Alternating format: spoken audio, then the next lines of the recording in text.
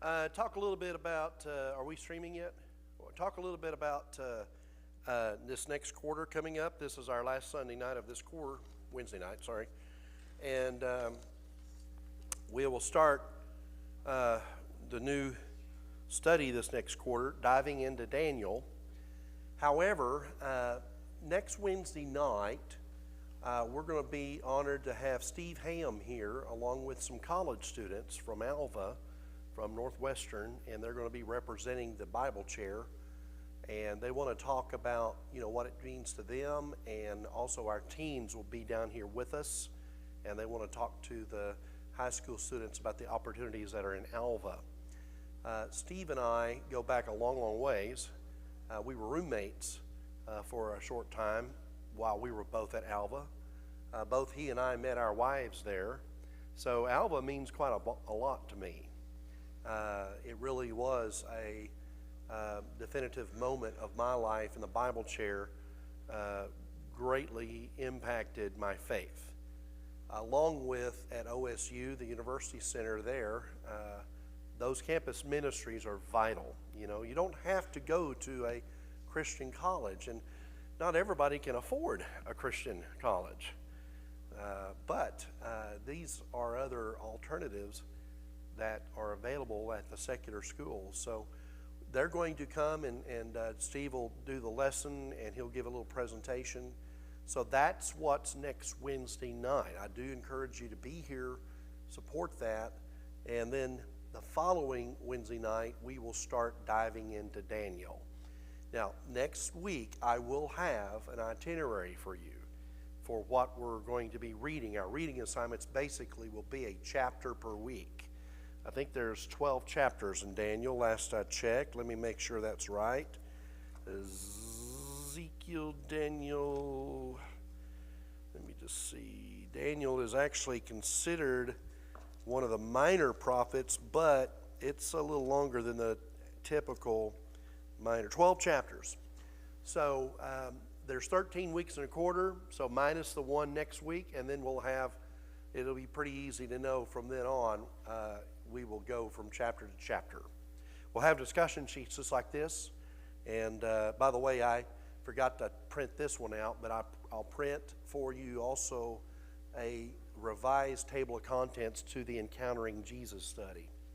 Okay, so tonight we're in John chapters 19, 20, 21, and we're going to be done. This has been, to me, a really good study. I don't know if it's benefited you as much, but this approach that I've had is kind of refreshing, especially when you look at a book that probably the majority of people that I would quiz about this, when I ask which one is your favorite gospel, John seems to be a pretty popular name, right, John? Yeah, so John's a great name. And everybody seems to think John is the best one, and John is the most unique one. Actually, my favorite one is Mark, but I want to tell you something. Mark's first name is John Mark. So there you go. I like John because John is just very personable.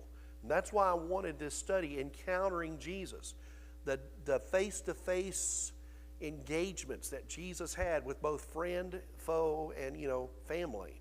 So tonight we will now be in this part where he has died on the cross, but he has resurrected, and that's how we start, is with the cross scene before he goes into the tomb.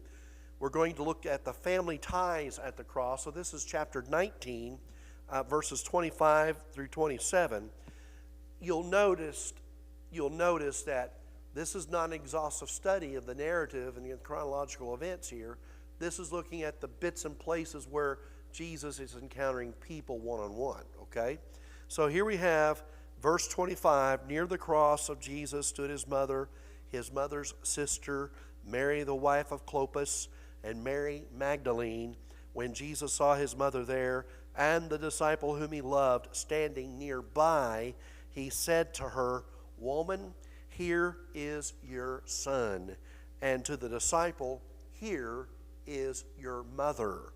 And from that time on, the disciple took her into his home. So at that scene, there are 5 people, 4 Marys and a John. And when Jesus sees his mom and the disciple whom he loved, and we identify that with whom? John. He identifies them as being mother and son.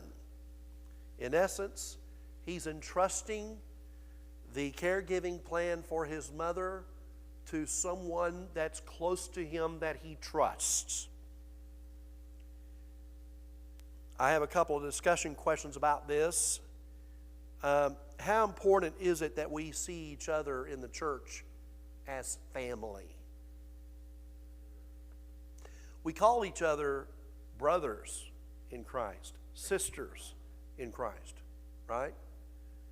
And so, Brother Scott, Brother Lee, Brother Jeff, and Sister Pam, we refer to each other as family, and that God is our heavenly Father. I like that. I like when we have a baptism, I can say to someone, not only are you now a friend, you are now a brother or a sister in Christ.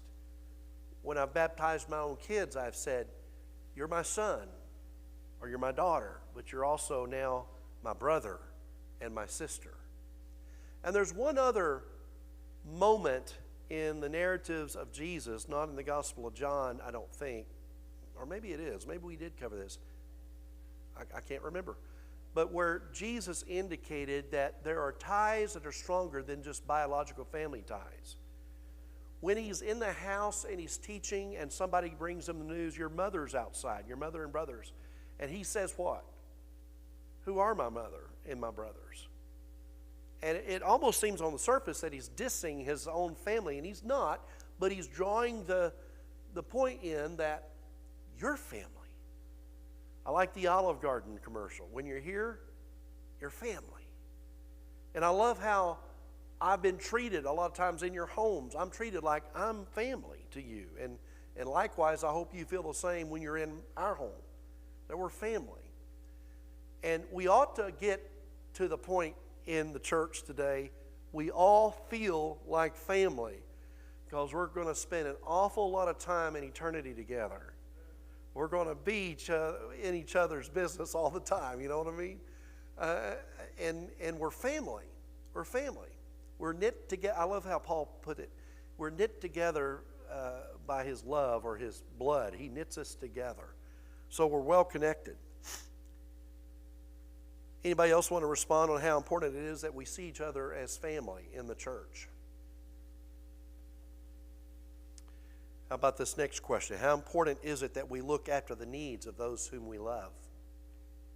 Is that pretty important? Because we're family. Family motivates that.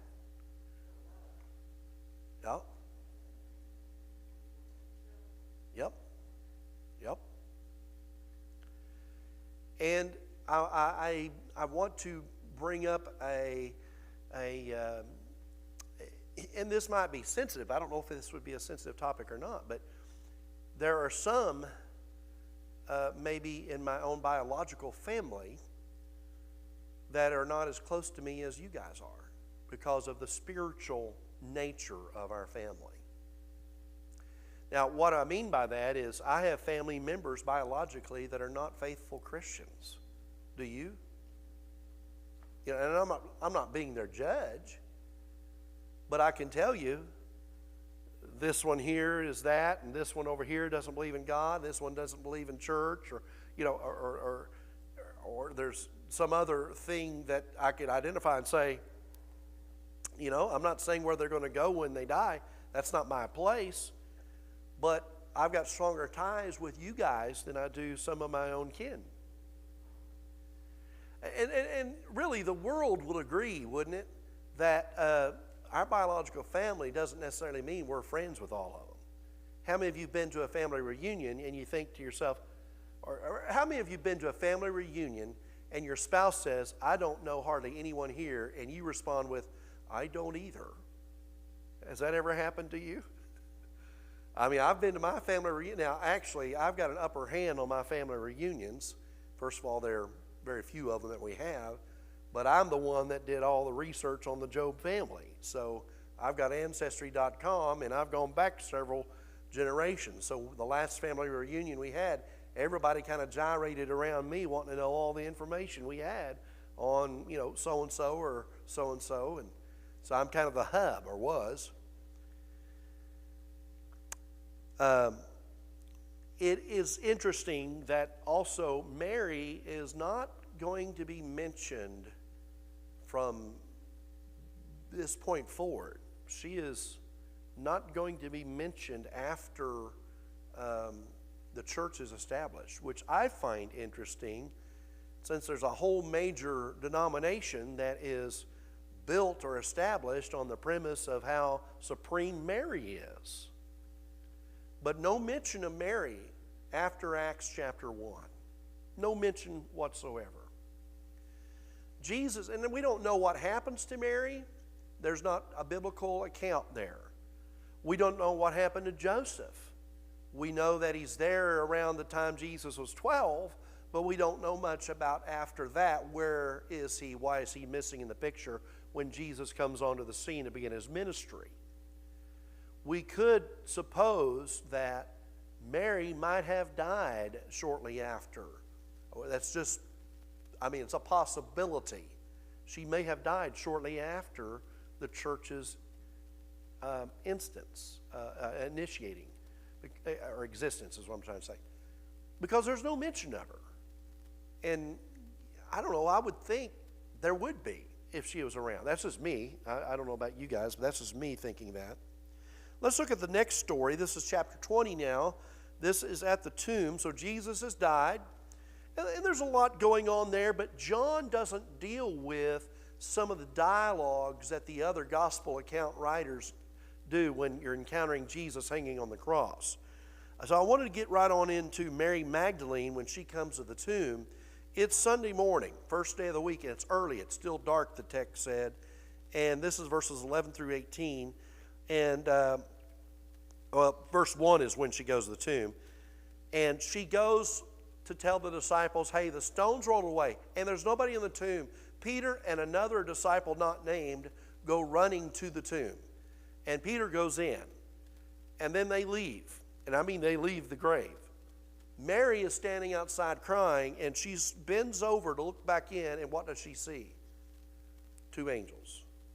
Two angels, one sitting where the head of Jesus would have been and one sitting where the feet of Jesus would have been. And there is a question, woman, why are you crying? And she says, they've taken away my Lord. This is verse 13. And I don't know where they've put him. Now let me stop you for just a second, or stop us for a second. By this question, what does Mary think has happened? Possibly stole. She at least believes they've moved him, right? They've moved him. And what does she also, what else do you read into that? Well, let me ask you this. Who do you think she thinks did this? Maybe the Roman soldiers. They've moved him. It's interesting to me when you read the four different accounts how they vary, because some details are given in one and they're not given in the other. And it's kind of hard to kind of see where all this comprehensively lands. Where are the soldiers that are supposed to be guarding the tomb? Maybe when the stone was rolled away, they thought, well, okay, I guess our shift is over. There's nothing to guard now. They're not there, right? When she says, I don't know where they put him, she still believes what about Jesus? That he's dead. That he's still dead. When she turns around, she sees Jesus, but she doesn't know that it's Jesus. Verse 15, this person that she sees says, woman, why are you crying? Who is it you're looking for? Thinking he was the gardener She said, Sir, if you have carried him away, tell me where you have put him, and I will go get him. So, whoever the they is has shifted now to maybe this guy has moved. Because he's here in the garden. What's he doing in here? Well, he's the gardener. Maybe he's the caretaker of the cemetery or whatever. Where'd you put him? I'll go get him. My question there would be, if he was the one that moved him, there must have been a reason for him to have moved him. Why would you think that he'd be okay with showing you where he put him so you'd put him back? You know, that's a little bit of an anomaly there, I guess. And then Jesus says, Mary. And when he says Mary, she recognizes it's Jesus. Jesus tells her, verse 17, Do not hold on to me, for I have not yet ascended to the Father. Go instead to my brothers and tell them, I am ascending to my Father and your Father, and my God and your God. And she went to the other disciples with the news, I have seen the Lord. Now, she's already been there once. The tomb's empty. The stone's rolled away. 2 disciples came running. They have news to confirm that what Mary said was true. They're back with the disciples, and now when Mary approaches, I've seen him. I know where he's at. How do you think the disciples would respond?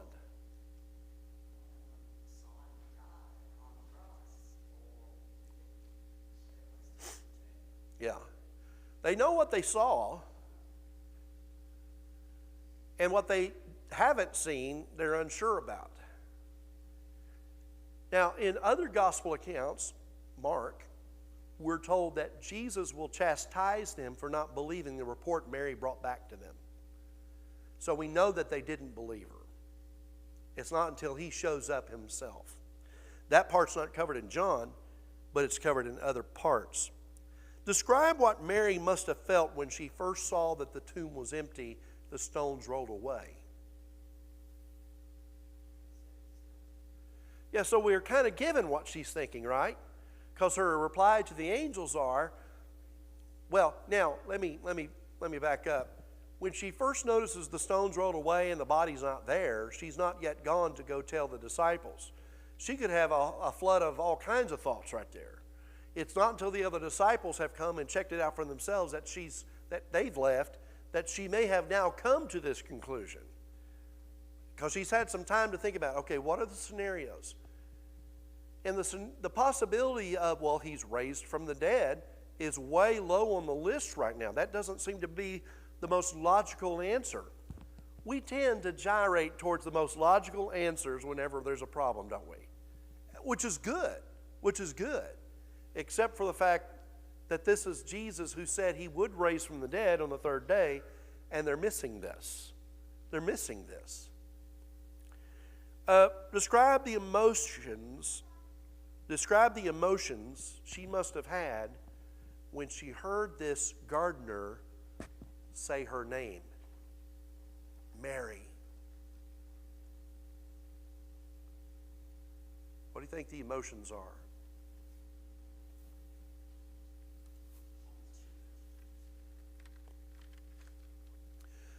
Question, is this an encounter?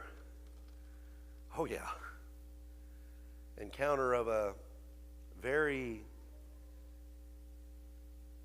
impactful kind. You know, there's something about when your name is called in the vocative tense. There's just something about Jay. His eyebrows went up a little bit. Barbara. David. Or what about when your mom or dad included that middle name with that? Laney Woodrow Job. And it's like, that's an intention getter. It just is instinctive in us that when our name gets called, how many of you may not be wanting to reveal this, how many of you talk to yourselves? Okay. So I'm not the only crazy one in here. The problem is with me, when I talk to myself, I don't always agree with myself. When you talk to yourself, have you ever used your own name? Now, Lanny, now sometimes I'll say, man, what was I thinking? And sometimes I go, Lanny, what are you thinking? Look at yourself in the mirror tonight and just try this out. Say a fact that you know you need to either remember something going on this week, something on the schedule, or something you need to do, or some struggle in your life, or something that you know you need to do as a goal. And just look at yourself in the mirror, get a visual stimulus of yourself, and then hear your voice calling out your name. Lanny, you need to stay away from chips. And by the way, that meal tonight, Jay's got an awesome wife who cooked burrito and taco stuff, and I did not have a tortilla. I did have a plate full of beans, but I did not have a tortilla or any chips at all. It was good because I'm trying to do better, okay? But call attention to yourself. It actually is something we use in therapy when we're going through certain treatments with people. We have them take their hands and keep their fingers together, cup the top of your ear, and as you're talking, you bring that in just a little bit closer to your mouth. It's like your voice is directed to you. Try that out. Just try that out with me, okay? Take your hands and just say your name, Lanny. Now, say your name, not my name. Lanny. You hear yourself? It kind of is a wake-up thing. You're hearing that. When Mary is thinking this is the gardener, and all of a sudden he says Mary, it's a light bulb. Wow. I think that would be an amazing encounter. An amazing encounter. Let's move on to the next one. Chapter 20, verses 19 through 23. This is when Jesus enters the room where the disciples are gathered.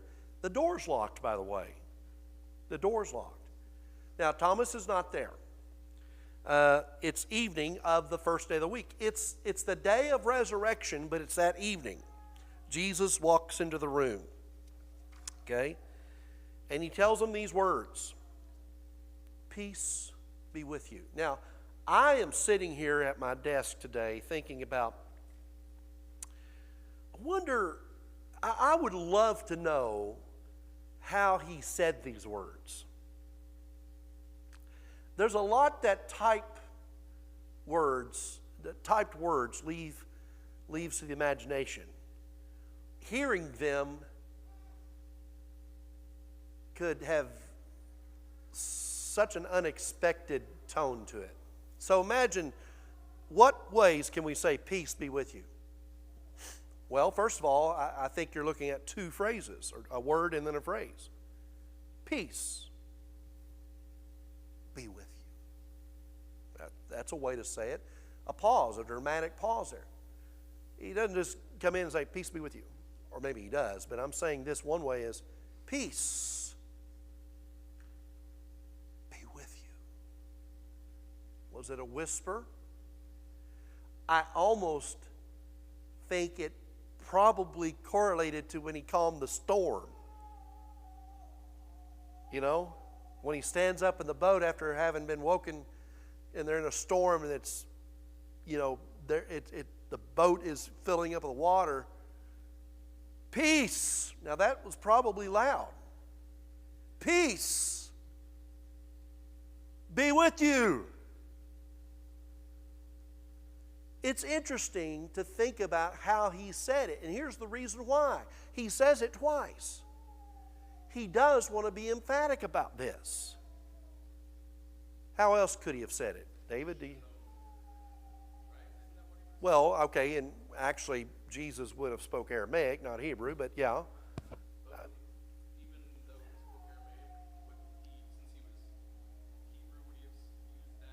He could, yeah, he could have. Yeah. As a matter of fact, I could tell you if I go and look at the text, because I don't have the original language with me, but he might have used the word shalom. That's an interesting thing because I need to know what he said there, I guess. But in the way he said it, how would he have, the fluctuation of his voice? Is there another way to have said that? Along with that, I was just thinking that's the tone of that language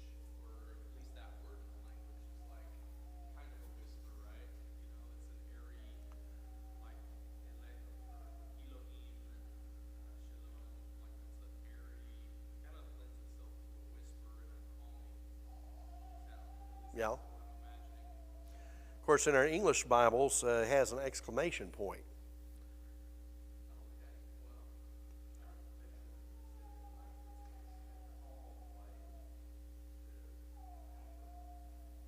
Mm-hmm. So he could have come in. I don't remember seeing the reason why they were locked.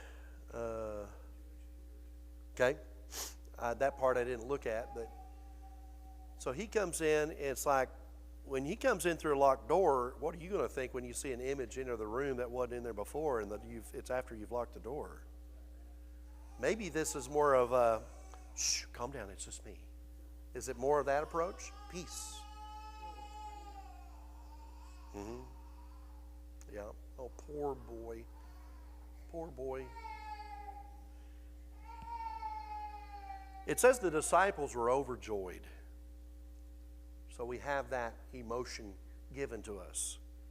And he tells them the same thing again. Peace be with you. Then he breathes on them.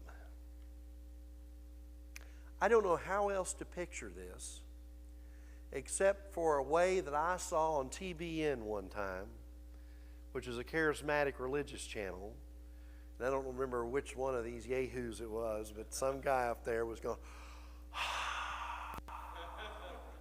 and I'm thinking, I wish I had scope to offer that guy, you know. Has anybody ever breathed on you like that? Here, receive the Spirit. And no, I didn't have jalapenos with that a while ago. And he says, receive the Spirit. And then he gives these instructions. And this is verse 22 that says, this is verse 23, if you forgive anyone's sins, their sins are forgiven. If you do not forgive them, they are not forgiven. So he has a set of instructions for them. Now, how would you have reacted when you saw Jesus enter the room?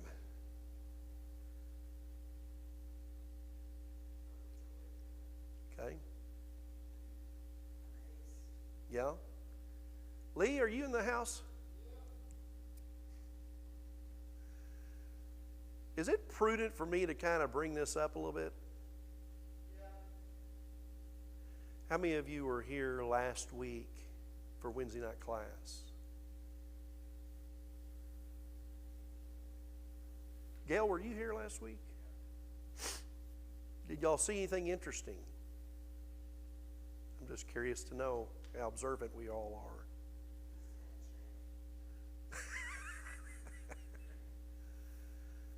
I know Terrell, I know Lee, and I know me. Did anybody else observe anything interesting last week toward the end of class? A young man came in. You were here? What were your thoughts?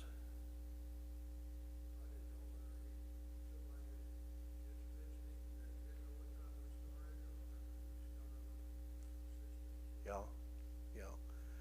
And I don't want to, I don't want to put somebody's personal life out on the public spectrums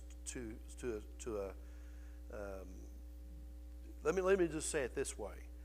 Those of us who have trained for incidents that could occur at church are trained to look for flags, red flags. Several red flags came up that night. It triggered red flags. And if you go back and watch the stream, and let me give you the end story. He is he's fine. He knew people that I know. I've checked him out somewhat, and not a threat, nothing like that. But the triggers were there, and the hair on the back of my neck was standing. If you go back and watch the stream when he comes in, you'll notice that I am at a loss as to what to say because I am distracted. I basically read your notes to the end of the class and we're done because I was really wondering the scenarios we needed to, what scenarios might play out there. You have to do that. And I hate that, but that's kind of what we did. And We got them some help, Lee and I, and then Terrell and I have also talked about this too. But there's a little bit of a moment there, I think, where you just get this feeling like, it's hard to describe. I felt like I had a warming sensation over my body, like something, like an alarm system is going off in my mind. Did you feel the same way? Yeah. Huh? Yeah.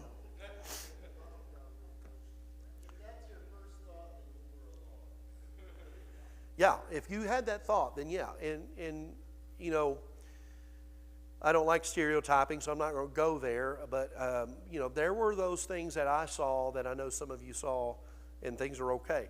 But the point is, that could be close to the feeling that when somebody entered a room you weren't expecting and you thought the door was locked and nobody else is supposed to be there, that could be how you would react.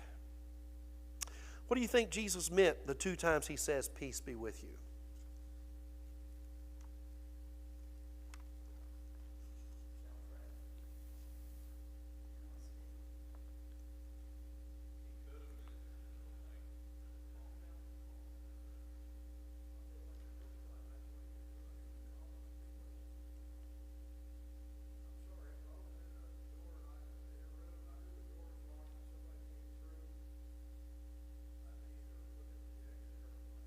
Mm-hmm.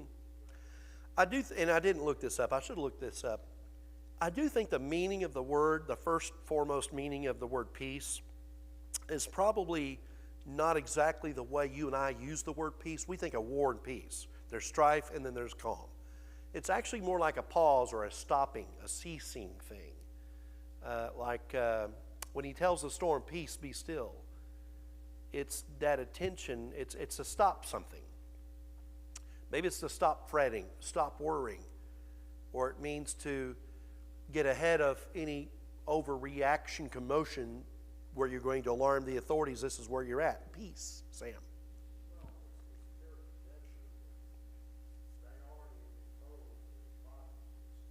Mm-hmm.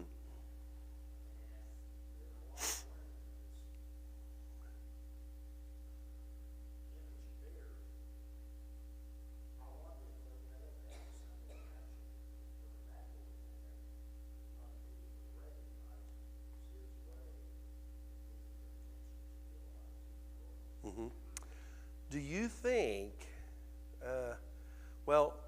do you think that in their mind they're also trying to explore where could the body have gone?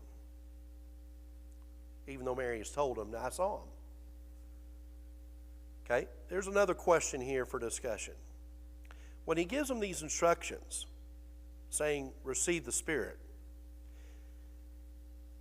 how would you handle the responsibility if it was given you on deciding if someone's sins are forgiven or not?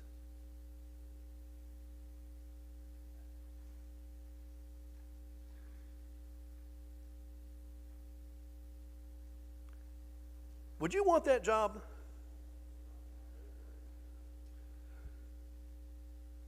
Would you want that job, John? What if Jesus gave you the instructions that whoever you forgive of their sins are forgiven.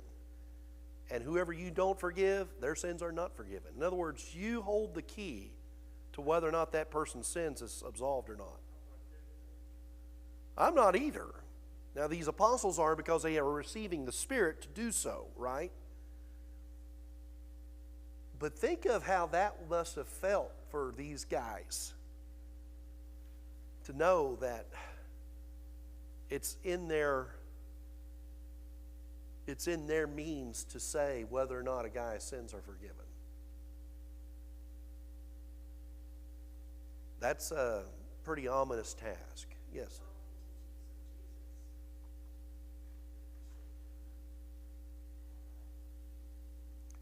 Well, I want to follow the teachings of Jesus, but I don't want to say whether or not a person's sins are forgiven.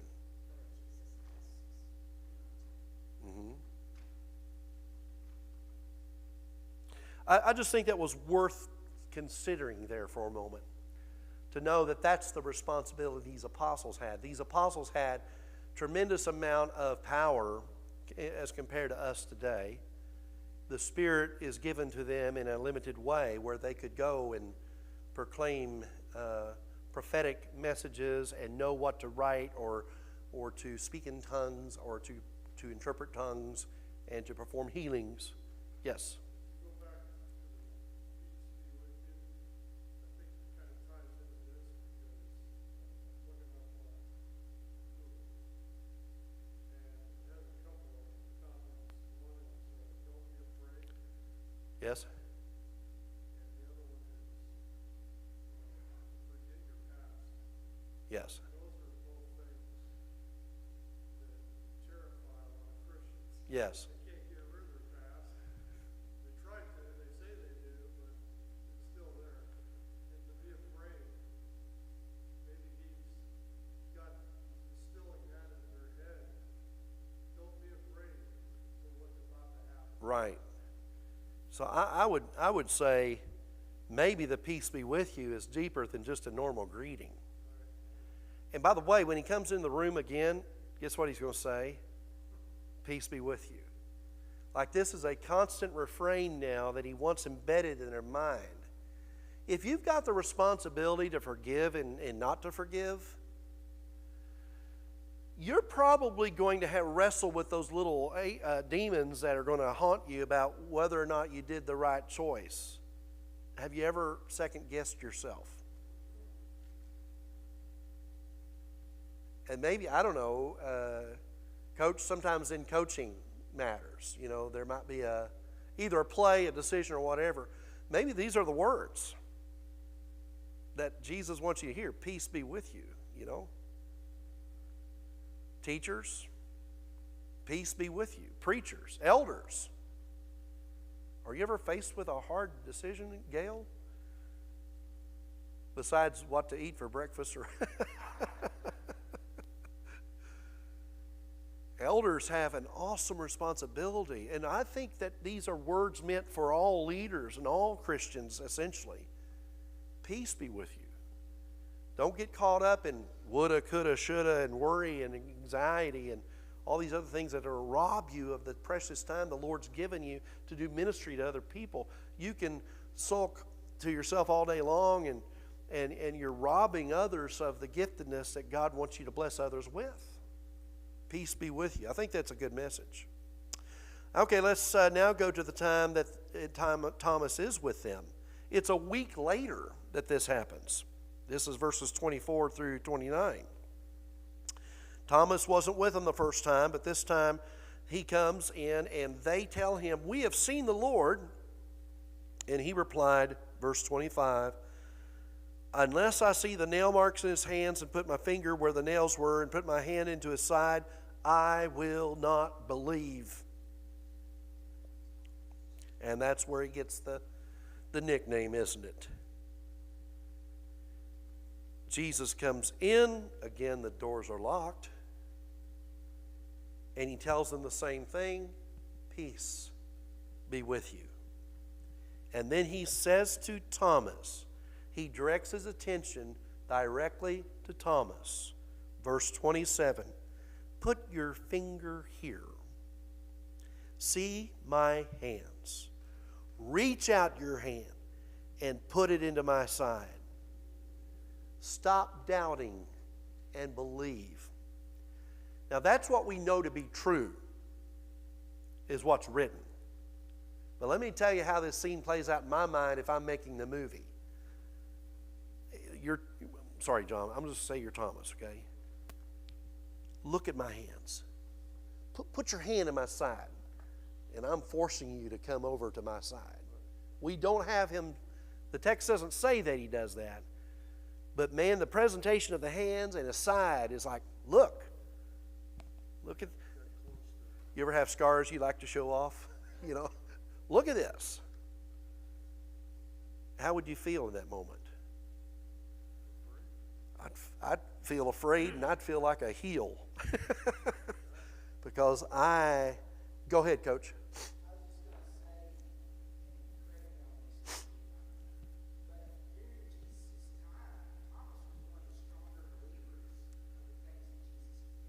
Yes?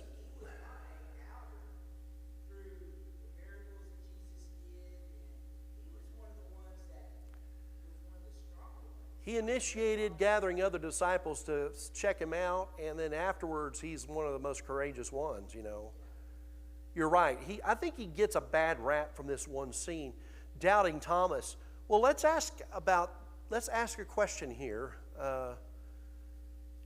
Is it all about doubting Jesus in that moment, or is there doubt of what the disciples are saying? I mean, not the content, but I know you guys. You know, there's some of that doubt is thinking, you know, you guys are not as trustworthy as if I see Jesus for myself. Yeah. Yeah. He basically says, you're going to have to do more than just tell me that. You got to show me the proof. Yeah. Yeah. He knows what he saw, and logic says this is what happens when this happens on the Roman cross. This is exactly the result. It goes against nature to think anything else. But when he does see him, my Lord and my God. And I don't think there's any hesitation, do y'all? There's no doubt, there's no hesitation. No reservations about who he knows Jesus is. And I would almost venture to say that he has more faith there at that moment than possibly the other disciples did the week before when Jesus showed himself to them. I think he might be more convicted. But that's just me. And Jesus says this, verse 29, because you've seen me, you have believed. Blessed are those who have not seen and yet have believed. And you got to realize the other disciples believed based on seeing, just like Thomas did. So who's he referring to? Those who will believe who don't see. Yeah. Jeff is indicating us. Everybody in the future that don't witness these events. But we believe in the events based on the testimony of these guys. And we're going to believe because of what they said. And we're going to believe because of the insurmountable evidence that's there for a resurrected Lord. Can we relate to Thomas in his first reaction to hearing the news that Jesus was alive? I think so. I'm kind of that way. I'm skeptical. I wasn't born yesterday, and I don't like, I hate it when I see people who are all wrapped up and obsessed about, there's conspiracies one right after the other, but you can get to the point where everything behind every tree is a conspiracy. And I'm thinking, man, what a waste of time in a person's life to think that all your life.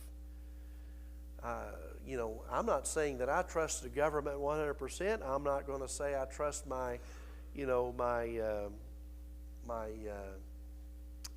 neighbors 100% or my community 100% or whatever you want to say. But I don't want to live in a state of being worried all the time that, they're out to get me and, everything is, you're being paranoid all the time. But I do think that we have this responsibility to move with what we've seen and to pass it on to others. How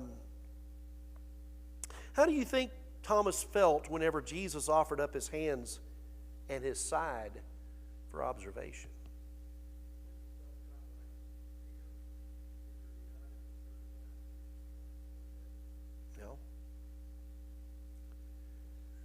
Yeah.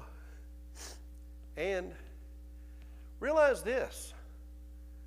Some of the other disciples may not have noticed the nail-scarred hands either or had seen the side. I'm sure the side was probably covered up. So they're getting to see the proof the same time Thomas is. Maybe that didn't dawn on them in the moment. Okay, let's move on to disciples on the shoreline. This is chapter 21. Some of the disciples had gone fishing. Jesus is standing on the shore early in the morning, but they don't recognize him. He calls out, "Friends, haven't you any fish?" They said no. I don't think at this moment they know it's Jesus. I don't know why. The reason I think that is because later John says it's the Lord and Peter jumps out of the boat. I don't think they get that impression here at the beginning. Oh, they're also 100 yards away. Remember that in the text? They're over 100 yards away. Well, right, yeah. Well, in a moment of grief and mourning like that, you may not think straight, and what you see may not be, I mean, your mind is, going all different places. You're not thinking right sometimes. So you have to realize in a moment of despondency, it's not until he triggers that Mary that it dawns on her, okay, now I know who you are. This one here, I think, is they see a guy over there, but it's 100 yards away. He told them to throw the net on the other side of the boat. And what happens? It's so much they couldn't get the net in. They actually bring the boat in, hauling the net in, dragging it. Now, at this point, at this point, I think most of the disciples in the boat would have been reminded of another event, don't you? Obviously, John is. It's the Lord. And out goes Peter. Do you think he expected to walk on water maybe, or did he just wade and swim? I don't think it mattered to him. He just wants to get to Jesus, right? What's Jesus doing, by the way? Cooking fish. What a taunt. Hey, you guys have any luck? You're over here flipping fish for breakfast. Try the other side. And they get to him, and he's already got some cooking on the coals. You ever had fish for breakfast, Kevin? You don't try it sometime. I know this. Some of the best fish you'll ever eat is after a fish fry the next morning, get it out of the Ziploc bag in the fridge and just eat it cold. It's pretty good. I'm hungry. No one dared question who he was. They all knew. They all knew. Here are the questions for us. Do you think this fishing story brought back memories? Mm-hmm. Where have I heard this before? Wow, where have I seen this before? Where have I felt a load of fish like this before? Where did Jesus get the fish? He could make them appear, whatever. What questions would you want to ask Jesus in this moment? Don't you have, as a disciple, don't you have questions you'd love to ask Jesus? I find it interesting that in that first meeting, they're not asking Jesus any questions, really. It's like they're dumbfounded. They're kind of caught in that moment of, is this real life? Is this really happening? And you're not capable of thinking through cognitive thoughts enough to form questions that you really would want to know answered. You probably have the thought the next day or two, I wish I had asked him about that. Yeah.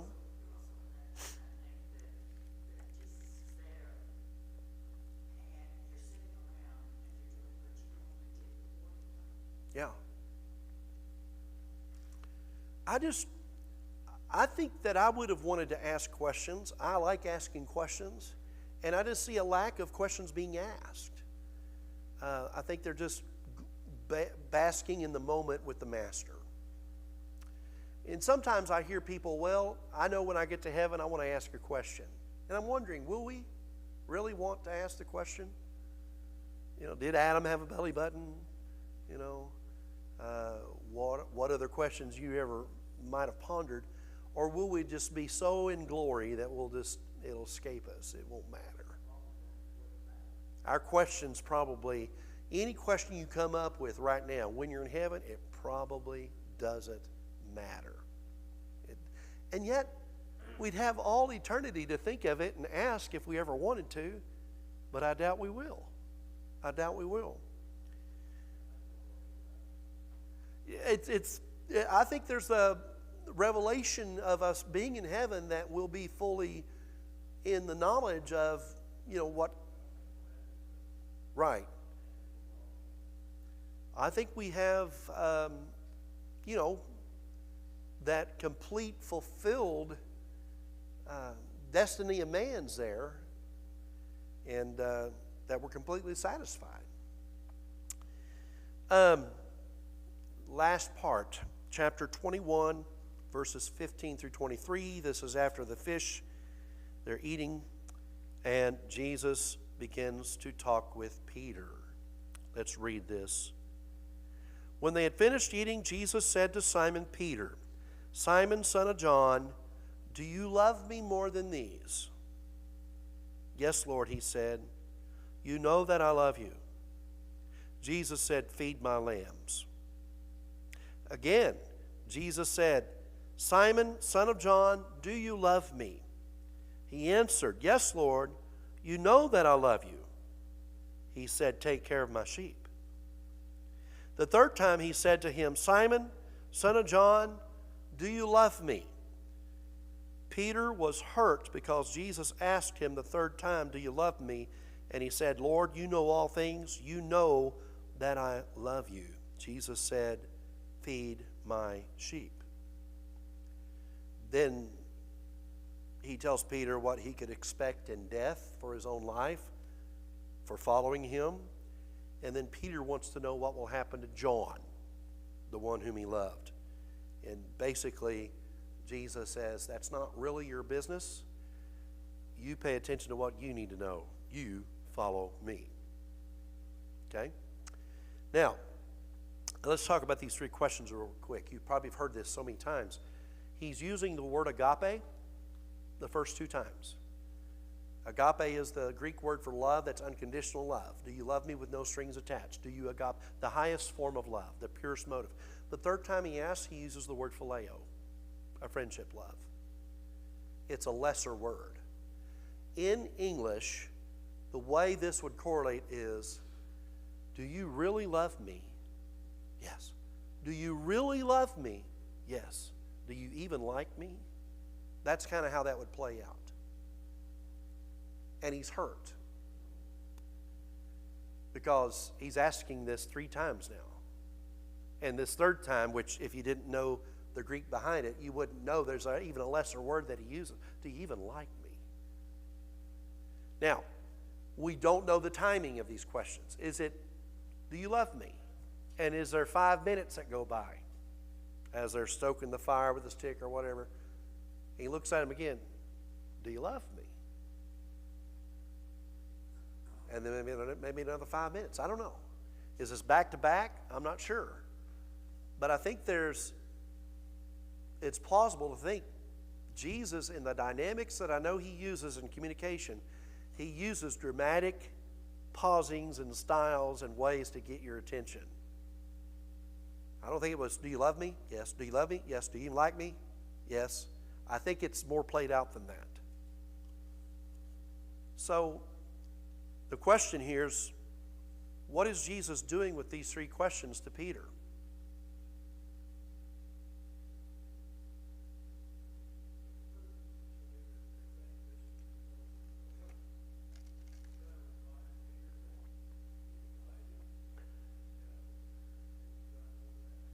Yep.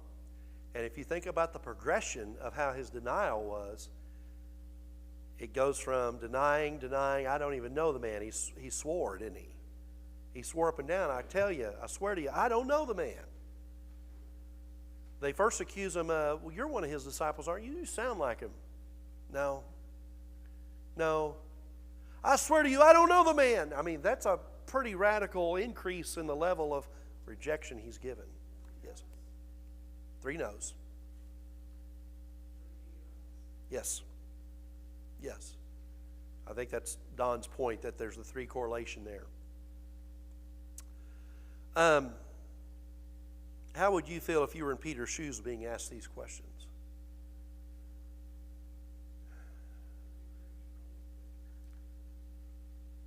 I think he connects it to the denials. I think it's obvious. Jesus kind of baits that hook where you may not know that the first time or the second time, but he's hurt after the third time. And I think it's because it dawns on him. It was me doing that 3 times. after he had said, I'll even die for you, Jesus. So it's like three different narratives. Going back to when Jesus said, I'll be with you for a little bit, then I'm taken away. And Peter says, we won't let that happen. I'll die for you. You don't know what you're asking. And then there's this scene of him denying, and then there's the scene of this questioning. Sam?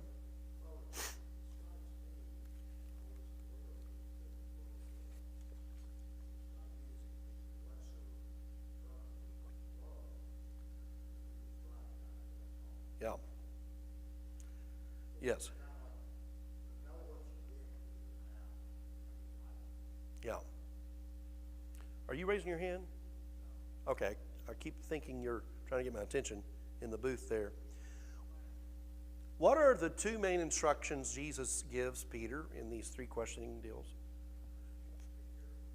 Feed and care for my sheep and follow me. Feed and care for my sheep and follow me. Because I didn't really ask into why was he so concerned about what was going to happen with John, but Jesus says, well, you need to follow me. Let me worry about him. That's not, if it's for me to have him stay here till I come back again, that's not your business. Well, here's the conclusion. All of us can have doubts from time to time. I think that is reasonably said. We're not to doubt, especially when we pray. It's okay to bring your doubt and your reservations before God in prayer, by the way. I really believe that you can confess to God, Lord, I believe, but help my unbelief. I've got some of me that still has hesitation. And ask him to reinforce that and give you wisdom. Jesus gives assurances that he is real and he is alive. And we have insurmountable wealth of evidence for a risen Lord. But faith is still required. You know, it'll lead you up to a certain part of that gap, but there's still a jump that you have to make to believe in Jesus. Not by sight. Very good. We'll end on that. I think that's a wrap for our Encountering Jesus. Again,